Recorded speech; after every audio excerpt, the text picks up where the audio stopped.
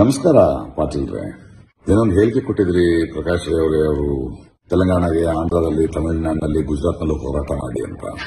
ಸ್ವಾಮಿ, ಇದು ದೇವನಹಳ್ಳಿ ರೈತರ ಸಮಸ್ಯೆ. ಕರ್ನಾಟಕದಲ್ಲೇ ದೇವನಹಳ್ಳಿಯನ್ನೇ ಹೋರಾಟ ಮಾಡಬೇಕು. ಅಲ್ಲೆಲ್ಲ ಹೋರಾಟ ಮಾಡಿದೀವಿ. ತಮಿಳುನಾಡಿನಲ್ಲಿ 100 ದಿನ ರೈತರು ಮಹಾಪ್ರಭು ಮುಂದೆ ಡೆಲ್ಲಿಲಿ ಕೂತಾಗ ಹೋಗಿ ಕೂತವನು ನಾನೇ. ಪಂಜಾಬ್, ಹರಿಯಾಣದ ರೈತರು ಹೋರಾಟ ಮಾಡೋದಿದ್ದವನು ನಾನೇ. ನಾವು ಎಲ್ಲ ಕಡೆನೂ ಮಾತಾಡ್ತೀವಿ. ನಾವು ಮಣಿಪುರದಲ್ಲಿ ಅನ್ಯಾಯ ಆದ್ರೂ ಮಾತಾಡ್ತೀವಿ, ಪ್ಯಾಲೆಸ್ಟೀನ್ ಅನ್ಯಾಯ ಆದ್ರೂ ಮಾತಾಡ್ತೀವಿ. ಇನ್ನು ಗುಜರಾತಿನ ಗುಜರಾತಿ ಮಹಾಪ್ರಭು ಪ್ರಧಾನಿಯವರನ್ನ ನಿಮಗಿಂತ ಹೆಚ್ಚು ಪ್ರಶ್ನೆ ಮಾಡೋನು ನಾನೇ. ಆಯಾ ಹೋರಾಟಗಳಲ್ಲಿ ಮಾಡ್ತಾ ಇರ್ತೀವಿ. ಯಾಕಂದ್ರೆ ನಾವು ಯಾವ ಪಕ್ಷದವರು ಅಲ್ಲ, ಜನರ ಪಕ್ಷದವರು. ನೀವು ಒಂದು ಪಕ್ಷದವರು.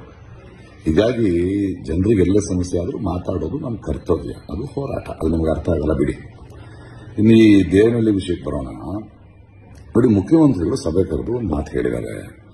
ನಾವು ಜನಪರವಾದ ನಿರ್ಧಾರ ತಗೋಬೇಕು ಅಂತಿದ್ದೀವಿ. ಆದರೆ ಅದರಲ್ಲಿ ಒಂದು ಕಾನೂನಿನ ಒಂದಷ್ಟು ಕಷ್ಟಗಳಿವೆ. ಅದನ್ನು ನಾನು 15ನೇ ತಾರೀಕು ಹೇಳ್ತೀನಿ ಅಂತ ಹೇಳಿದ್ದಾರೆ. ಅದರ ಬಗ್ಗೆ ಯೋಚನೆ ಮಾಡಿ ಹೇಗೆ ಅದರ ಕಾನೂನಿನ ಕಷ್ಟಗಳನ್ನು ತೀರಿಸಬಹುದು, ಜನಪರವಾಗಿ ಒಂದು ನಿಲುವು ಹೇಗೆ ತಗೋಬಹುದು ಅಂತ.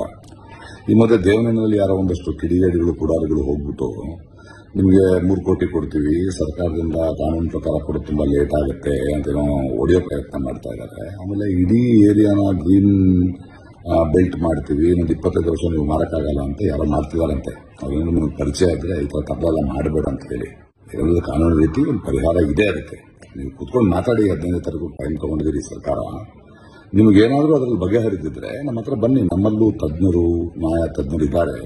ನಿವೃತ್ತ ನ್ಯಾಯಾಧೀಶರಿದ್ದಾರೆ, ಗೋಪಾಲ್ ಗೌಡ್ರು. ಯಾರು ಗೊತ್ತಾ, ಬೆಂಗಾಲ್ನಲ್ಲಿ 1,000 ಎಕರೆಗೂ ಮೇಲಿರೋ ಭೂಮಿ ರೈತರಿಗೆ ಕೊಡಬೇಕು ಅಂತ ಐತಿಹಾಸಿಕ ತೀರ್ಪು ಕೊಟ್ಟವರು, ಸಂವಿಧಾನ ಗೊತ್ತಿರೋರು. ನಿಮ್ಗೆ ಏನಾದ್ರು 15ನೇ ತಾರೀಕು ಇತ್ಯರ್ಥಿಗಳು ಆಗದಿದ್ರೆ ಬಂದು ಅದನ್ನು ಹೇಳ್ತೀವಿ. ನೋಡಿ, ಜನರಿಂದ ಆಯ್ದ ಪ್ರತಿನಿಧಿ ನೀವು. ಜನಪರವಾಗಿರಬೇಕು. ಸ್ವಲ್ಪ ಜವಾಬ್ದಾರಿಯಿಂದ ಇರಿ. ಸಿಗೋಣ 15ನೇ ತಾರೀಕು, ಮಾತಾಡೋಣ.